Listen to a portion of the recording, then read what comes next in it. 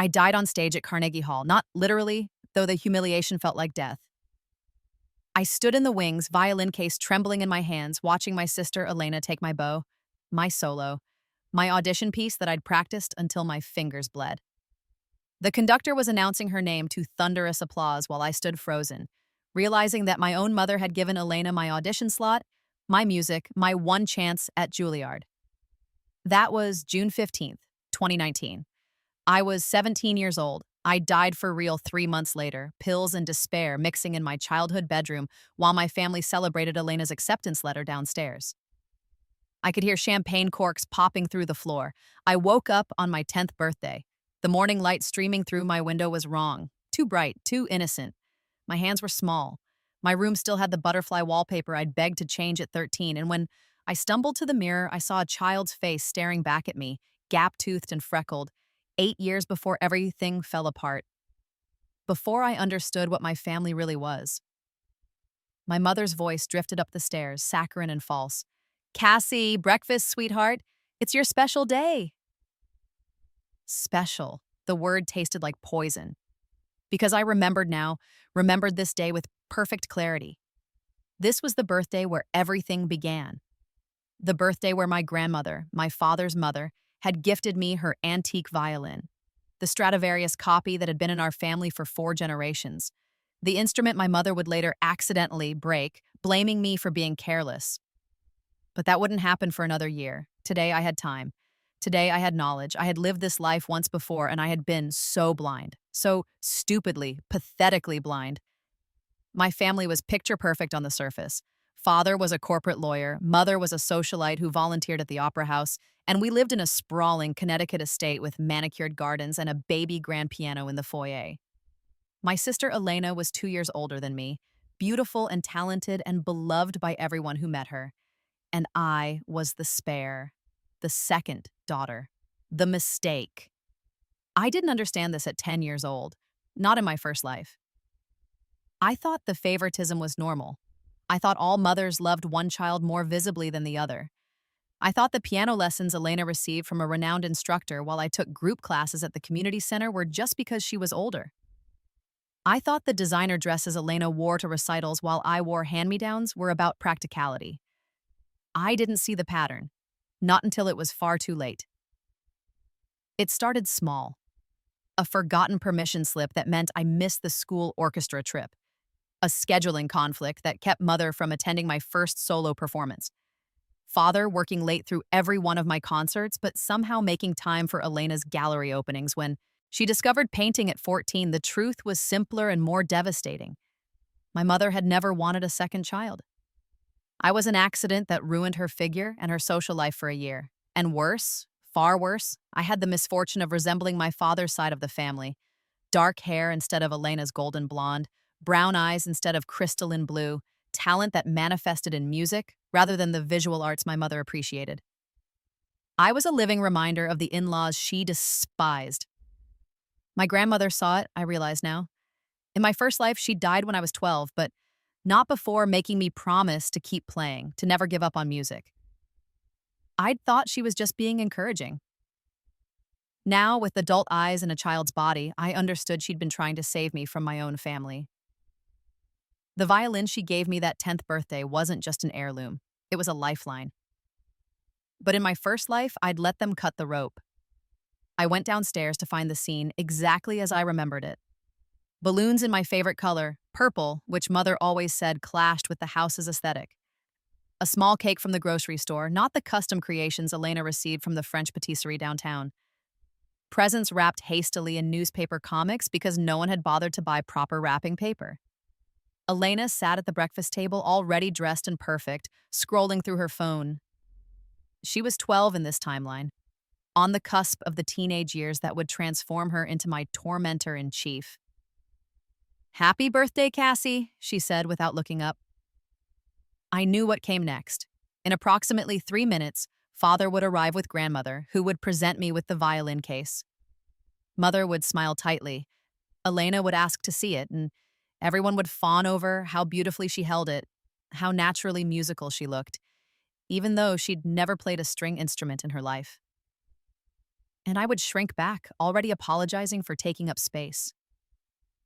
Not this time. Thanks, I said, voice busta, steady. I sat down and met Mother's eyes directly, something young Cassie never did. Is Grandmother coming? Mother's smile flickered. How did you know? Because she never misses my birthday. It was true, I realized. In both timelines, Grandmother had been the only family member who reliably showed up for me. The only one who noticed when I practiced until my fingers bled, who asked about my rehearsals, who actually listened when I talked about music theory and composition.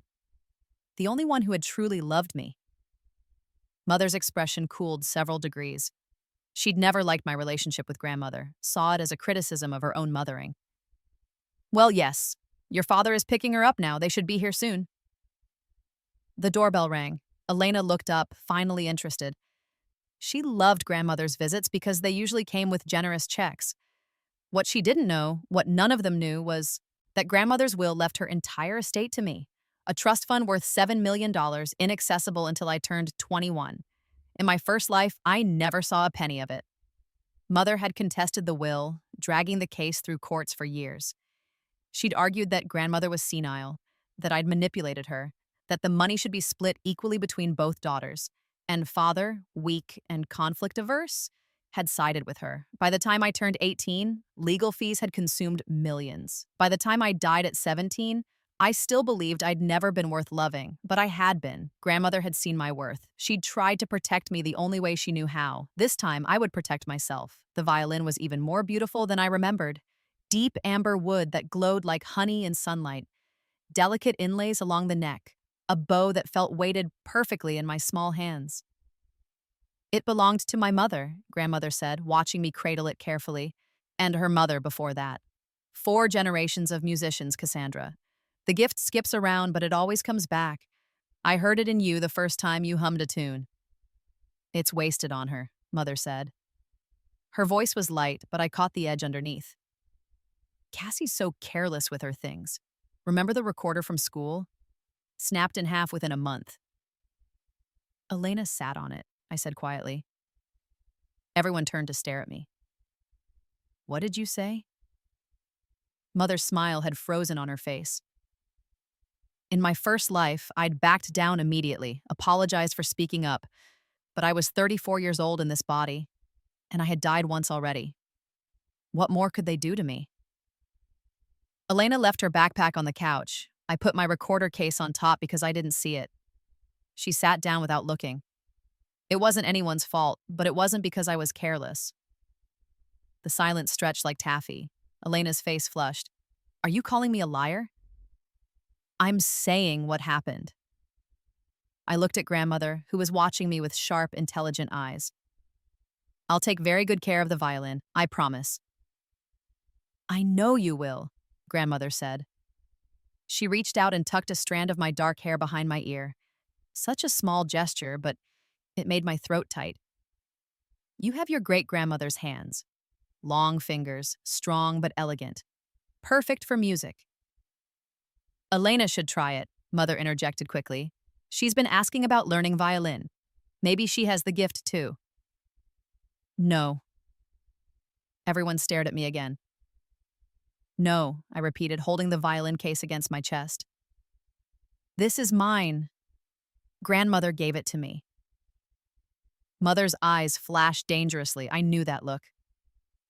In my first timeline, it preceded punishments, lost privileges, canceled activities, weeks of cold silence that made me desperate to regain her approval.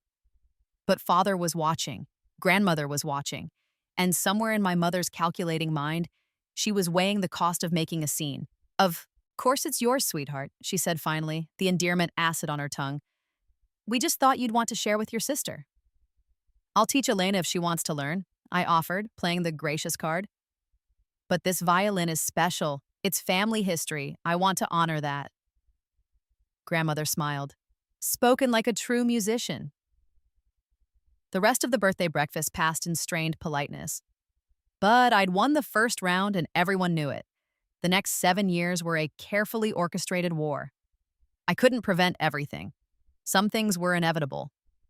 grandmother's death from cancer when I turned 12, my father's emotional absence, my mother's barely concealed resentment. But I could prepare, I could plan, and I could practice. In my first life, I'd been good. Regional competitions, first chair in school orchestra, acceptances to summer programs. Good enough to dream of Juilliard, but not quite good enough to get in on my own merit. Not without that Carnegie Hall audition that Elena stole. This time, I didn't aim for good. I aimed for undeniable. I practiced 6 hours a day. I took private lessons with the instructor who would later teach Elena, except I got there first and paid for a year up front with money I earned from tutoring and babysitting. I entered every competition I could find, building a resume that would make me visible to the scouts who mattered. I studied conducting in secret, checking out books from the university library, watching videos of the great maestros, learning to read full orchestral scores. I taught myself composition, music theory at a graduate level, the history of classical music from Baroque through contemporary. I became obsessed. My family noticed, of course, but they misunderstood what they were seeing. To them, my dedication looked like compensation, like I was trying too hard to catch up to Elena's effortless grace.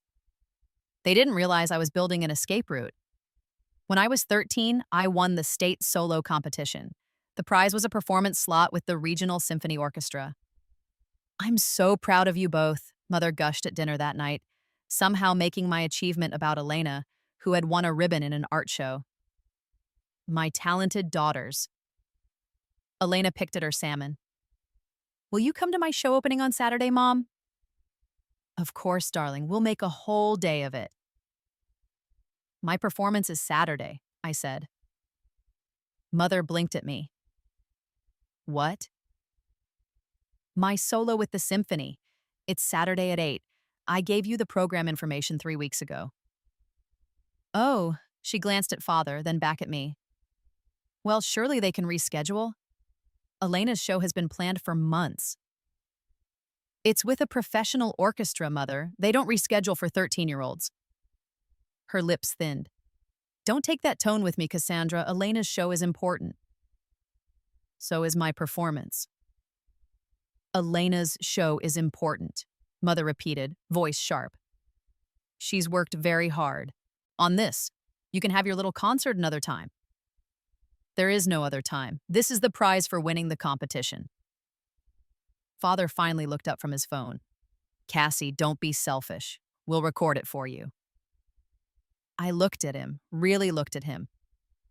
In my first life, I'd made excuses for him. He worked hard. He was stressed. He didn't realize how bad things were, but the truth was simpler. He knew, and he didn't care. Keeping Mother happy was easier than protecting his daughter. "Fine," I said. "I understand."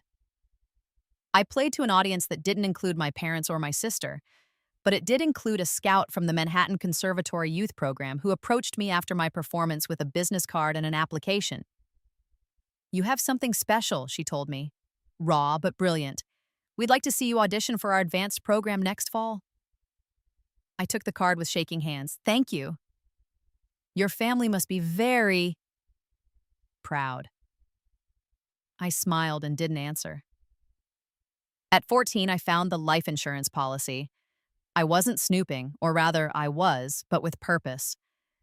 I knew my mother had contested grandmother's will. I knew Father had let her, but I didn't know the full extent of their financial machinations until I found the folder in Father's home office. There were 3 life insurance policies. One on Father, worth $2 million, one on Mother, worth the same, and one on me, worth $3 million, purchased 6 months after grandmother's death. The beneficiary was my parents.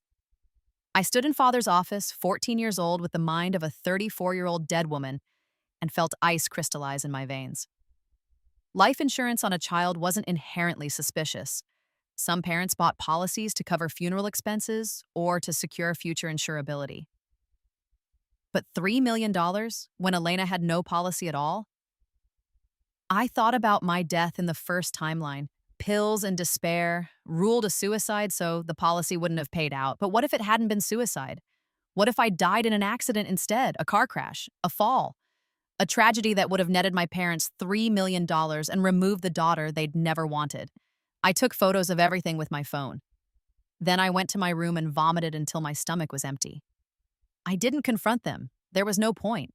They'd deny it, gaslight me, make me feel crazy for even thinking such things.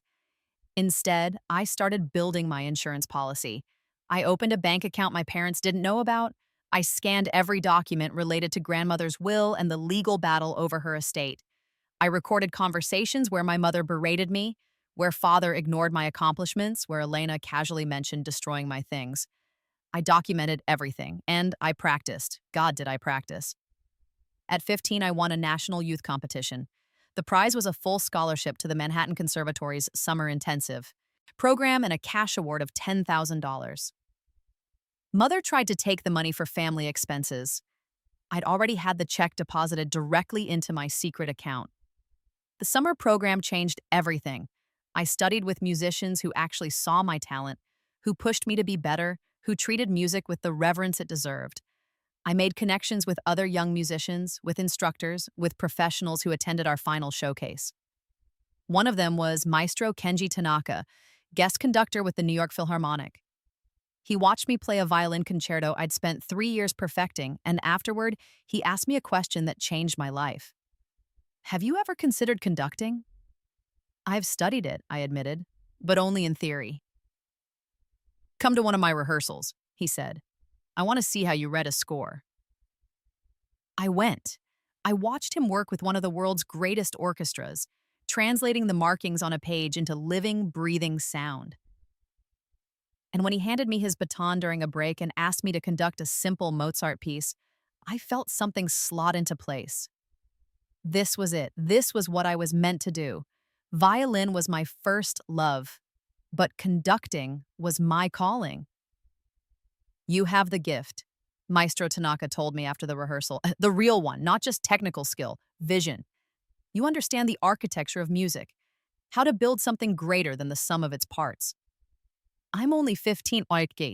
Bernstein was assisting the New York Philharmonic at 25. Dudamel was music director of the Gothenburg Symphony at 28. Start early, work hard, and you'll be ready when your moment comes. He studied me carefully, but you'll need training. The right training. Juilliard Curtis, the Curtis Institute. You're aiming for conservatory, yes? Yes. I didn't mention that I had no idea how I'd afford it, or that my parents would fight me every step of the way. Good. I'll write you a recommendation letter when the time comes. In the meantime, keep studying, keep making music, and Cassandra? He smiled. Don't let anyone tell you you're not good enough. I've worked with the best musicians in the world, and you have something most of them never find. You have passion that sounds like truth. I cried the whole train ride home. At 16, everything accelerated. Elena had settled on attending Juilliard for vocal performance. Mother was already planning her wardrobe, her apartment near Lincoln Center, her debut recital. The family budget was restructured entirely around Elena's future success. My own college applications were an afterthought. Community college has excellent music programs, Mother said when I asked about visiting conservatories. And you can live at home, save money. I want to apply to Curtis, I said. And Juilliard, Berkeley, the Manhattan School of Music. Those are expensive. They have financial aid, scholarships. Mother laughed, actually laughed. Cassie, sweetheart, be realistic. You're good, but you're not scholarship material, not for schools like that. I won the national competition last year. Elena is applying to Juilliard, Mother said, as if that explained everything. Perhaps it did.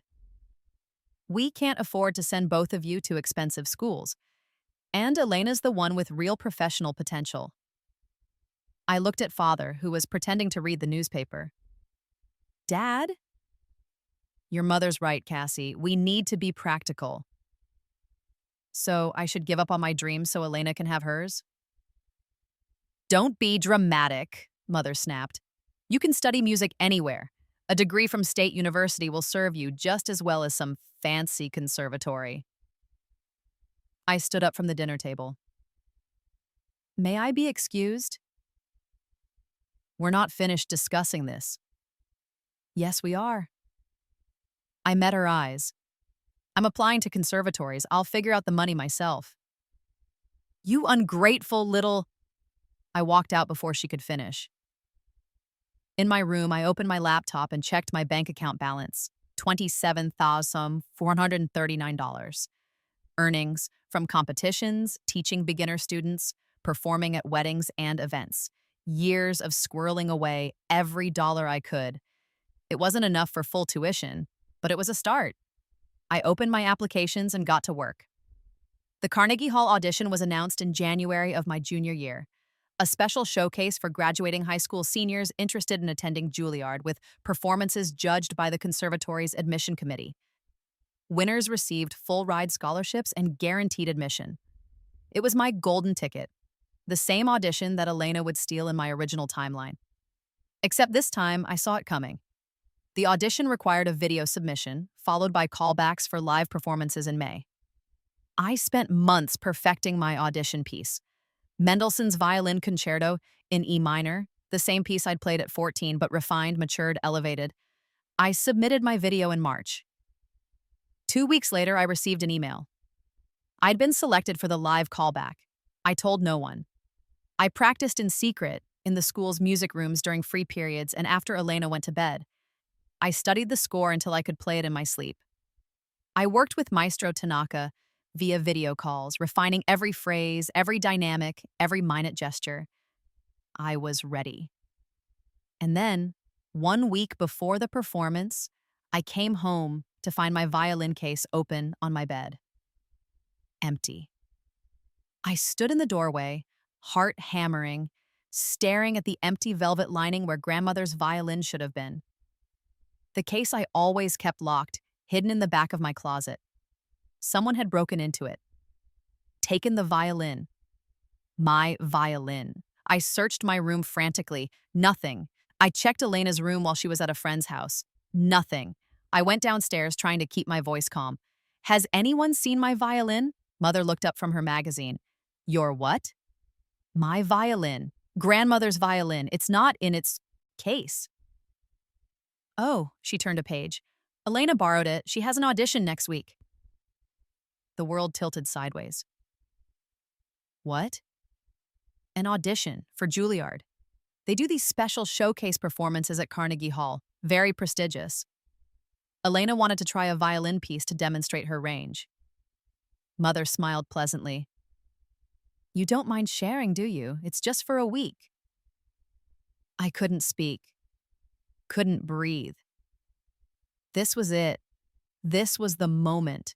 The theft that had destroyed my life in the first timeline, happening again despite all my preparations. When is her audition? I managed. Next Saturday, May 14th. My audition was May 13th. Oh. Where's Elena now? At Veronica's house. They're having a study session. I went back to my room and sat on my bed, staring at the empty violin case. In my first life, I'd been blindsided. I hadn't known about the Carnegie Hall audition until it was too late, until Elena was already registered under my name with my audition video. By the time I understood what was happening, I'd already lost. But this time was different. This time, Elena had my violin, yes, but she didn't have my audition slot. She didn't even know I was competing. She'd scheduled her own audition, probably submitted her own video, earned her own callback. She'd taken my violin because she needed an instrument for her performance, which meant I needed a new violin. I opened my laptop and started making calls. Maestro Tanaka knew a dealer in rare instruments. I explained my situation. Family emergency, needed a professional quality violin immediately, had money, but not infinite money. How much can you spend? He asked. 25,000, maybe 30 if I drain everything. He was quiet as sand for a moment. That's actually workable. There's a French violin from the 1890s, maker named Didier. Not a famous name, but the sound is exceptional. The dealer owes me a favor. I can get it to you by Thursday. Maestro, I can't possibly repay you. You'll repay me by playing brilliantly, he said. And by becoming the conductor I know you can be. Now stop arguing and send me your address. The violin arrived Thursday afternoon. It was beautiful, darker than grandmother's, with a slightly warmer tone. Not the same, but perhaps better suited to the Mendelssohn concerto's intense emotionality. I practiced for 36 hours straight, sleeping in 2-hour bursts until my fingers moved across the new strings like they'd always belonged there. Saturday, May 13th, I took the train into Manhattan. Carnegie Hall was even more magnificent than I remembered. I stood in the wings wearing a simple black dress I'd bought with my own money, holding my new violin, watching other students perform. They were good. Very good. I recognized several from the competition circuit, students who'd trained at elite preparatory programs, who'd performed with youth orchestras internationally, whose parents could afford the best private instructors money could buy. I was competing against the best young musicians in the country, and I was going to win. When they called my name, I walked onto that legendary stage and looked out at the audience. Somewhere out there sat the Juilliard admission committee. Somewhere out there sat my future. I lifted the violin, closed my eyes, and began to play. The Mendelssohn Violin Concerto in E minor is a masterpiece of romantic violin literature.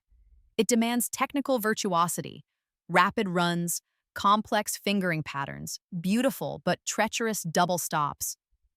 But more than technique, it demands emotion.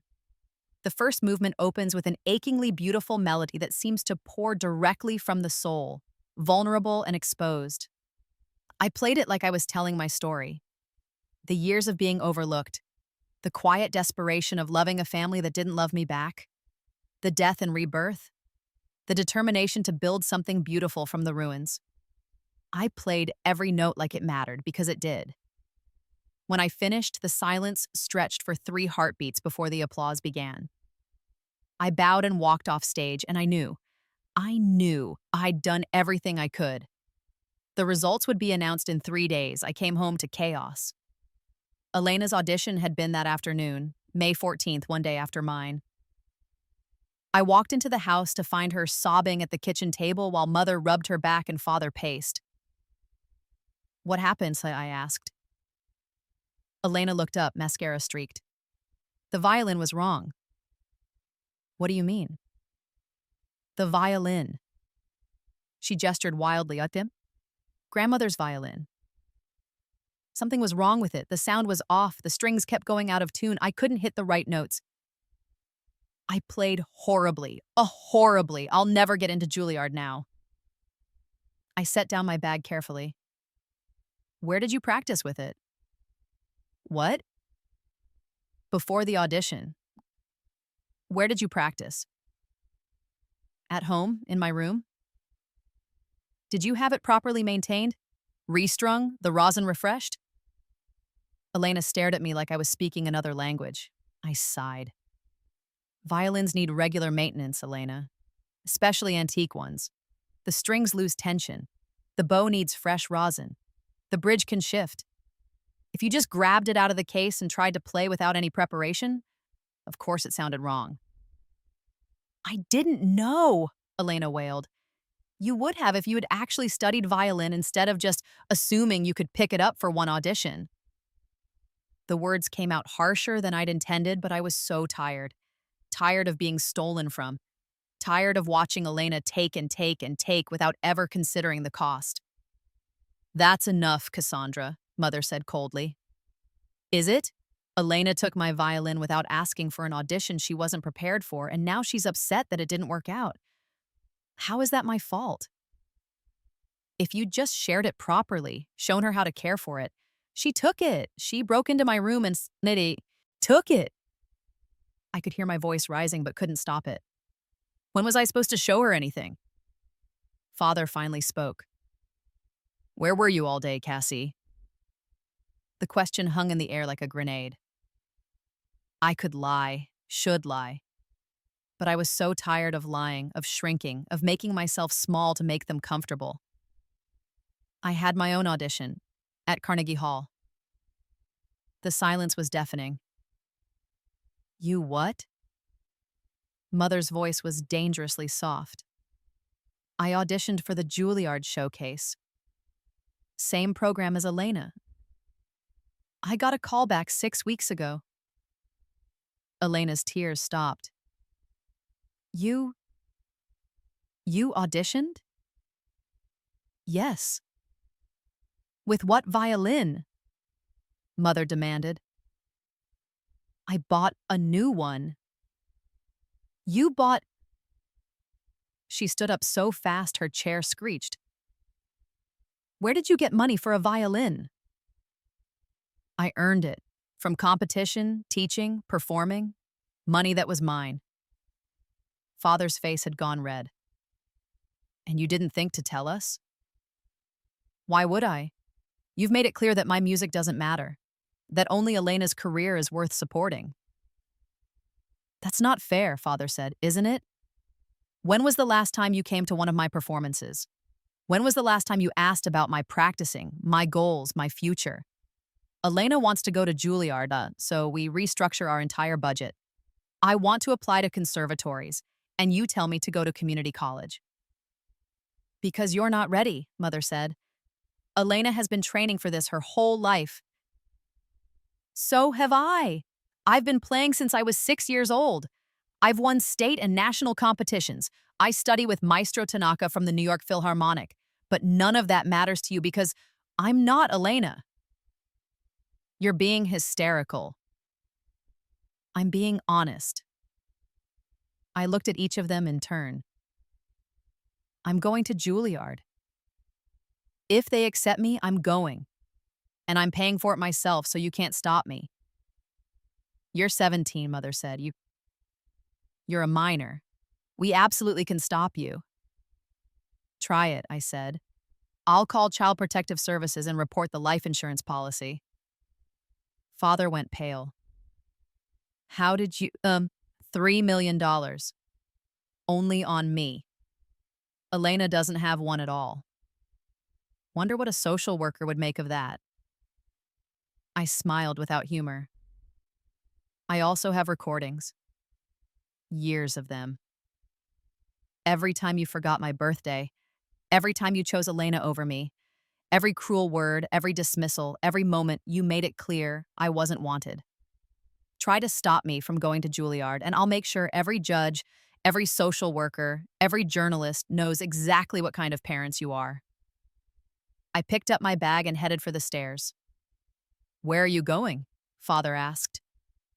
To practice, I said. I have a future to prepare for. The acceptance letter came 3 days later. Full scholarship to Juilliard.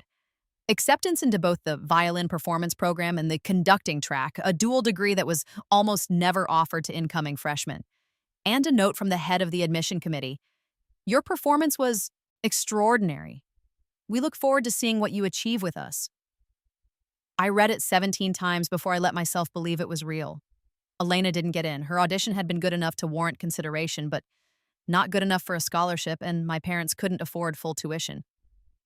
She ended up at Sarah Lawrence studying theater with a minor in music. She blamed me. They all blamed me. I didn't care anymore. Juilliard was everything I'd dreamed and more. I studied with masters. I practiced until my arms ached. I conducted student orchestras and chamber groups. I performed in recitals at Lincoln Center. I collaborated with composers, with singers, with musicians from every discipline and corner of the world. I was hungry for it, all of it.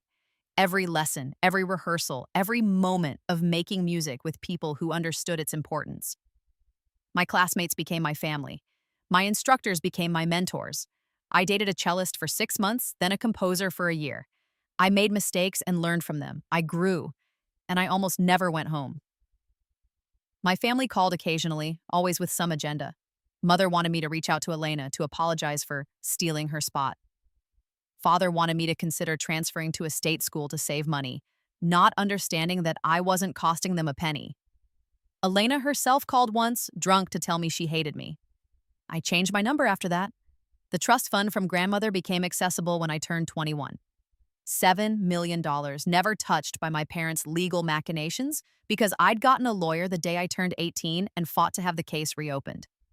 My lawyer, a woman named Sarah Chen, who'd been recommended by Maestro Tanaka, had the will honored in full. It turned out grandmother had included a letter, sealed and only to be opened when the money transferred to me. My dearest Cassandra, it read, if you're reading this, you've survived. I'm so proud of you. I know your path hasn't been easy. I know your mother resents you and your father is too weak to protect you, but you have something they can never understand. You have music in your soul, and that will sustain you when nothing else can. Use this money to build the life you deserve. Study with the best teachers. Travel and perform. Don't let anyone tell you you're not good enough. You are extraordinary, and the world will see it if you don't let them dim your light. I love you. I've always loved you. I'm sorry I couldn't protect you better, but I hope this helps. Your grandmother, Margaret Eleanor Hartwell. I cried for an hour after reading it. Then I called Sarah Chen and asked her to help me invest it properly. I graduated from Juilliard at 22 with both degrees and a list of professional conducting opportunities. I spent 2 years as an assistant conductor with regional orchestras, learning the business side of music, building my reputation, making connections. At 24, I won the Solti conducting competition. The prize was a year as assistant conductor with the Chicago Symphony Orchestra and introductions to music directors across the country. At 26, I was named associate conductor of the Seattle Symphony. At 28, I became the youngest music director in the Boston Pops history. Every step was earned. Every position was won through auditions where I proved myself against dozens of other talented conductors. I worked brutal hours, guest conducted for orchestras across North America and Europe, premiered new works by living composers. I built a career, and somewhere along the way, I realized I'd stopped thinking about my family entirely.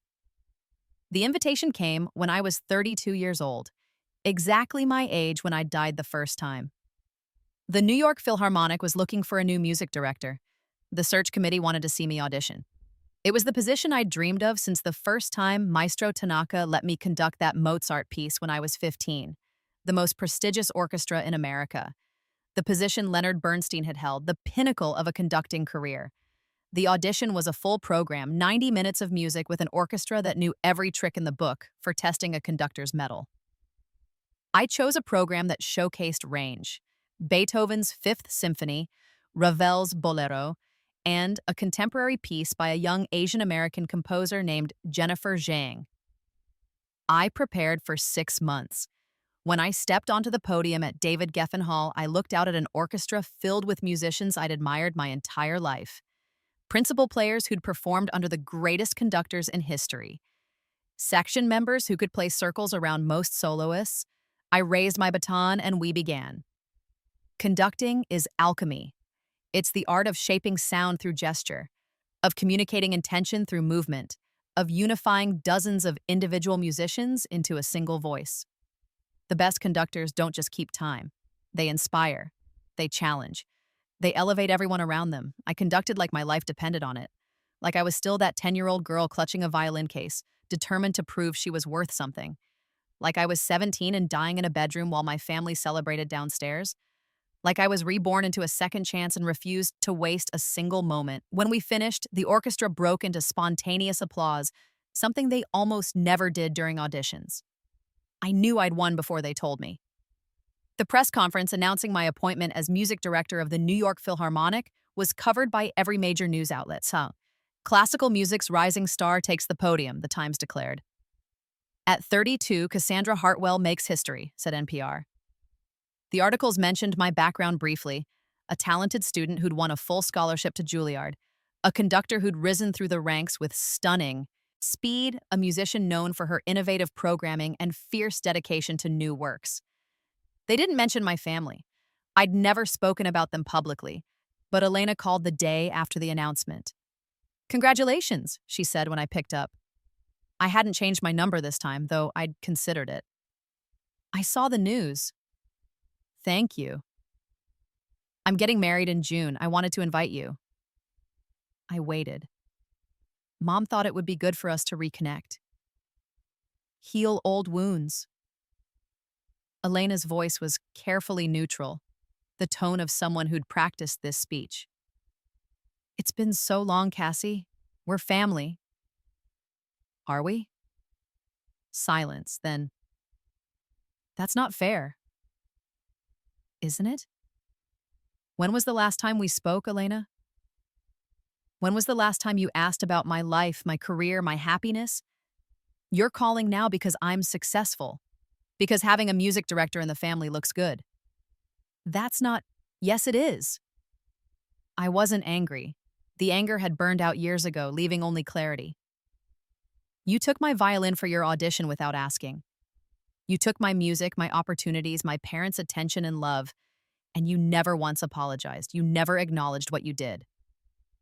I was a kid. So was I. I was your little sister, and you treated me like a rival to be defeated instead of a person to love. Elena's voice cracked. Mom always liked you better. You were the smart one, the talented one.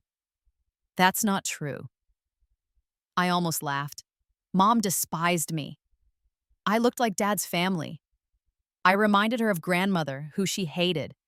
She bought you designer clothes and sent me to school in hand-me-downs. She attended every single one of your events and forgot mine. She restructured the family budget to send you to college and told me to go to community school. That's not how I remember it. Of course it isn't. You were the golden child. You didn't have to notice. More silence. Then quietly. Will you come to the wedding? No. Cassie. I need to go, Elena. I have a rehearsal in an hour. Congratulations on your marriage. I hope you're happy. I hung up before she could respond. The wedding invitation arrived 2 weeks later anyway. Thick cream cardstock with elegant calligraphy addressed to Cassandra Hartwell and guest. I didn't RSVP, but I did get curious. A quick internet search revealed that Elena had become a moderately successful theater actress in regional productions. She'd married and divorced once already, taught drama at a private high school, and maintained an active social media presence where she posted frequently about choosing joy and forgiving family. Mother had retired from her volunteer work and spent her time on country club committees. Father had made partner at his firm 20 years ago and coasted ever since. They lived in the same Connecticut estate, now aging and slightly shabby, their social status calcified in upper-middle-class respectability. They'd both attended Elena's opening night, performances. They posted photos on Facebook beaming beside their talented daughter. Neither had ever commented on any article about my career. Neither had reached out when I won the Salty competition, when I was named to the Boston Pops, when I was appointed to the Philharmonic. I'd built an entire life, and they'd never once acknowledged it. The realization didn't hurt anymore. It was simply a fact, like the sky being blue or Beethoven being a genius. They'd had 2 chances to love me, 2 entire lifetimes, and they'd chosen not to both times. I deleted the wedding invitation email and went back to rehearsal planning. My first season as music director of the New York Philharmonic was a triumph. We premiered works by 3 living composers, recorded a Grammy-nominated album, and sold out every performance in our subscription series. The reviews called me visionary, electrifying, the conductor classical music has been waiting for. I hired more women and musicians of color. I programmed works by composers who'd been overlooked by history. I started a youth orchestra program that provided free instruments and training to kids from underprivileged neighborhoods. Kids like I'd been, hungry for music but without resources. I remembered what it felt like to be invisible, and I made sure those kids were seen. My personal life was equally full. I dated an architect named Daniel for a while, then a music journalist named Sophia. I bought an apartment in Manhattan with a view of Central Park. I traveled to guest conduct in Vienna, Berlin, London, Tokyo. I lived the life I dreamed of during those dark years in Connecticut, when practice was the only thing that made me feel real. I was 34 years old, the age I'd been when I died the first time, and I was completely, radiantly happy. The message came on a Tuesday in March. I was in my office at David Geffen Hall, reviewing scores for next season, when my assistant knocked. "There's someone here to see you," Michael said. "She says she's your mother." I looked up from Stravinsky's Rite of Spring. "What? Your mother? Victoria Hartwell? She doesn't have an appointment, but she's insisting it's urgent." I hadn't seen my mother in 14 years. "Send her in," I said after a moment, "but stay nearby." Mother looked older. The careful blonde highlights had gone gray. Her clothes were expensive but dated, designer pieces from a decade ago, well-maintained but no longer fashionable. She still carried herself with that brittle elegance, but it had curdled into something desperate. "Cassandra," she said, "you look wonderful." Thank you. Why are you here? She flinched at my directness. I wanted to see you, to talk. We haven't spoken in so long. 14 years. Has it been that long? She laughed nervously.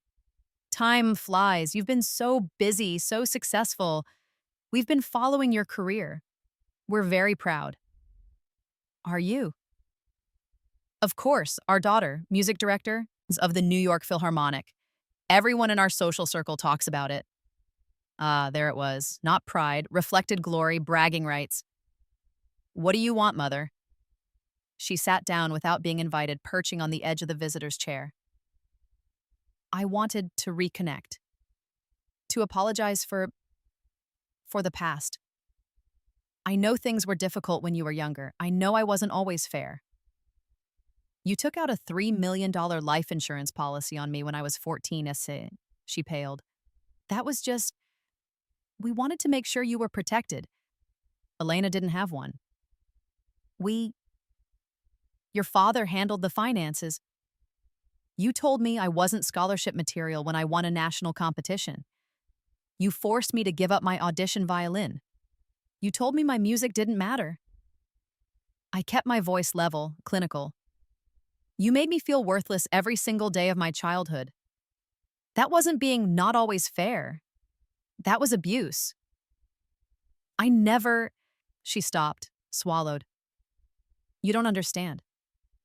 It was so hard, having two daughters, trying to give you both opportunities. You gave Elena everything and me nothing. That's not true. Then tell me one time you chose me over Elena. One performance you attended, one achievement you celebrated, one moment where you made me feel like I mattered to you.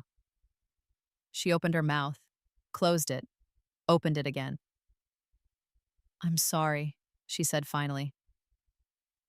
I'm so sorry, Cassandra. You're right. I failed you. I was a terrible mother, and I'm sorry. I waited. The reason I'm here is, we need help, financial help. Your father's firm is downsizing. He's being forced into early retirement, and the house needs repairs. The roof is leaking. The foundation has cracks. We're looking at hundreds of thousands of dollars in repairs, and we don't have it. There it was. Elena suggested we reach out to you, Mother continued. She said you have money from your grandmother's trust, and now with your position at the Philharmonic, you must be comfortable. We're family, Cassandra, and family helps family. I stood up. Get out. What? Get out of my office. Get out of the building, and don't ever contact me again. But I don't care what you need. My voice was still calm, but something in it made her flinch. You spent 17 years making it clear that I was worthless, that my music didn't matter, that I was a burden you never wanted. You chose Elena over me at every opportunity. And now that I'm successful, now that I have money and status and connections, you want me to save you? We're your parents. Your biological relatives. You are not my parents. Parents love their children. Parents support their children. Parents show up. I walked to the door and opened it. Michael, please escort Ms. Hartwell out of the building. She's not welcome here. Mother stood, face red. After everything we did for you, you did nothing for me. Everything I am, everything I've achieved, I built myself, despite you. And I will not give you a single penny of the money grandmother left me, because she knew exactly what you were and tried to protect me from you. Your grandmother was a meddling, bitter old woman. My grandmother was the only person in that house who loved me. Now get out before I call security. She left. Michael escorted her to the elevator while I stood in my office doorway, shaking. I'd imagined this moment so many times in my first life. The moment where I finally stood up to them, where I finally said all the things that burned in my chest. I'd dreamed of it during those dark months before I died. Now that it had happened, I felt nothing, no triumph, no catharsis, just a distant, quiet relief that it was over. They couldn't hurt me anymore. Elena sent a barrage of texts that evening, all variations of "how could you" and "after everything we've done for you" and "you're so selfish." I blocked her number and changed mine the next day. Father sent a letter through his lawyer threatening legal action for abandonment of familial duties. My lawyer, the wonderful Sarah Chen, sent back a letter detailing every instance of neglect and abuse I'd documented, along with copies of recordings and the life insurance policy. We never heard from him again. The news cycle moved on. My family faded into irrelevance, and I kept conducting. 5 years later, I was 40 years old and conducting the New York Philharmonic at Carnegie Hall. The same stage where I'd auditioned at 17, the same venue where Elena had stolen my moment in my first life. The program was ambitious. Mahler's Second Symphony, The Resurrection, a 90-minute epic requiring a massive orchestra, 2 vocal soloists, and a full choir. It was technically demanding, emotionally devastating, and one of the greatest works in the classical repertoire. I'd chosen it deliberately. For the symbolism, yes, but also because it was music I'd loved since I first heard it as a teenager. Music about death and rebirth, suffering and redemption, despair and triumph. Music that told my story. The hall was sold out, critics from every major publication had come. The performance was being recorded for television and radio broadcast. I stood in the wings, just as I had at 17, holding my baton instead of a violin. The orchestra was waiting on stage. The chorus was ready. The soloists were warming up. Michael appeared at my elbow. 5 minutes, maestro. How are you feeling? Good. I smiled at him. Ready? There's someone here who wanted to see you before the performance. Says he's an old friend. Maestro Tanaka walked into the green room, older but still sharp-eyed and elegant. He'd retired from active conducting 3 years ago, but still taught and mentored. Maestro, I hugged him. I didn't know you were coming. And miss this? Never. He held me at arm's length, studying my face. You've grown into exactly who I knew you'd be. I'm proud of you, Cassandra. I couldn't have done it without you, without that first rehearsal, that letter of recommendation. No, you would have found a way. You have the gift, the real one. Not just talent, but hunger, vision, the thing that makes music matter. He squeezed my hands. Now go out there and show them what resurrection sounds like. I walked onto the stage at Carnegie Hall to thunderous applause. I bowed to the audience, turned to the orchestra, and raised my baton. And I conducted Mahler's Second Symphony like I was telling the story of both my lives. The struggle, the death, the darkness. And finally, gloriously, the resurrection. The final movement builds and builds, adding layer upon layer of sound. Orchestra, soloists, chorus, until the entire hall is filled with music that sounds like the universe being reborn. It's overwhelming. It's transcendent. It's the sound of hope made manifest. When the final chord faded, there was a moment of perfect silence. Then the audience erupted. Standing ovation, shouts of brava, tears streaming down faces. The orchestra stood, applauding me. The chorus stood. The soloists stood. I bowed and bowed and bowed, my own eyes wet with tears. This was it. This was the moment I'd died for in my first life and been reborn to reach. I'd made it. The after-party was at a penthouse in Midtown, filled with donors and board members and musicians. I made the rounds, accepting congratulations, discussing next season's programming, schmoozing with the people who kept the Philharmonic running. Around midnight, I stepped onto the terrace for air. The city spread out below me, glittering and infinite. I could see Carnegie Hall from here, lit up in the darkness. I could see my entire life laid out like a map. Every choice, every sacrifice, every moment of practice that had led to tonight. I thought about my first life, about the girl who'd died alone and forgotten, convinced she was worthless because her family said so. I thought about my rebirth, about the decades of work, the determination to never be invisible again. I thought about my family, wherever they were, still blaming me for their failures, still convinced they'd been right about everything, still unable to understand that they'd thrown away something precious because they were too blind to see its value. I pulled out my phone and did something I hadn't done in years. I searched for Elena's social media. She was still acting in regional theater. still posting inspirational quotes about forgiveness and family. Her most recent post was from 2 days ago, a picture of her and my parents at some family gathering, all of them smiling for the camera. The caption read, "Family is everything. Statt blessed, grateful, love." I looked at the photo for a long moment, then I put my phone away.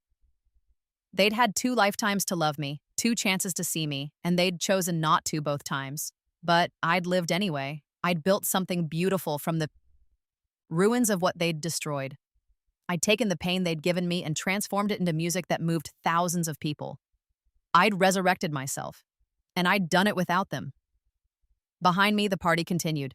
My musicians, my friends, my colleagues, my chosen family, people who saw me, people who valued what I brought to the world. I turned away from the view of Carnegie Hall and went back inside, back to the warmth and light and celebration. Back to the life I'd earned. Epilogue. 10 years later, I was 50 years old and the most celebrated conductor of my generation. I'd led the New York Philharmonic to unprecedented success, premiered dozens of new works, won 3 Grammy Awards, and conducted in every major concert hall in the world. I'd also started a foundation using part of my grandmother's trust fund. The Hartwell Foundation for Young Musicians provided instruments, training, and scholarships to talented kids from underprivileged backgrounds. Kids who loved music but couldn't afford lessons. Kids who needed someone to see them. We helped 3,000 students in our first decade.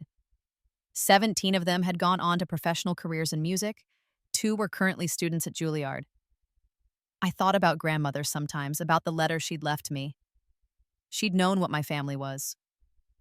She'd tried to protect me the only way she could. And in the end, her gift hadn't just saved me. It had allowed me to save others. I never heard from my parents again. Father died of a heart attack when I was 47.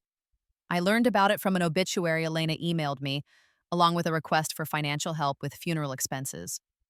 I didn't respond. Mother was still alive, I assumed, though I didn't check. Elena had 3 children now, taught drama at the same high school, and posted constantly about the importance of family and forgiveness. She'd never once publicly acknowledged that her sister was the music director of the New York Philharmonic. I didn't need her to. On the night of my 50th birthday, the Philharmonic threw me a surprise party at David Geffen Hall. The entire orchestra was there. Board members, donors, musicians from around the world, friends I'd made over 3 decades of making music. Daniel, the architect I'd dated years ago, had become my closest friend. Sophia, the music journalist, was now a successful author who'd written a biography of Leonard Bernstein. I was dating a wonderful woman named Rebecca, a violinist with the orchestra who made me laugh and challenged me and understood exactly what music meant to me. My life was full of people who chose to be in it. Maestro Tanaka had passed away 2 years earlier, but he'd left me a letter to be opened on my 50th birthday. I read it that night, sitting in my apartment with the lights of Manhattan spread out below me. "Dear Cassandra," it began, "if you're reading this, I'm gone, and you're 50 years old. I hope you're happy. I hope you're still conducting, still making music that matters. I hope you've forgiven yourself for whatever darkness you carried when we first met. I saw something in you that first day, watching you play. Not just talent, though you had that in abundance. I saw someone who understood that music was life itself, that every note mattered, that beauty was worth fighting for. You've given so much to music. Make sure you also give to yourself. Take vacations, fall in love, let yourself rest. You don't have to earn your existence anymore. You are enough. You have always been enough. Thank you for letting me be part of your journey. With love and pride, Kenji." I cried reading it the same way I'd cried reading grandmother's letter decades earlier. Then I poured myself a glass of wine, called Rebecca, and invited her over to watch the sunset. We sat on my terrace as the sky turned gold and pink and purple, talking about next season's programming and her upcoming solo performance and whether we should adopt a cat. Normal things, happy things, the everyday joy of a life well lived. Somewhere out there, my first life existed in memory only. That girl who'd died at 17, convinced she was worthless. But she'd been wrong. She'd always been worth something. She'd just needed a second chance to prove it. I'd taken that chance and built a symphony out of it, loud and complex and beautiful and completely, triumphantly my own. And no one could ever take that away from me. Not anymore. Not ever again.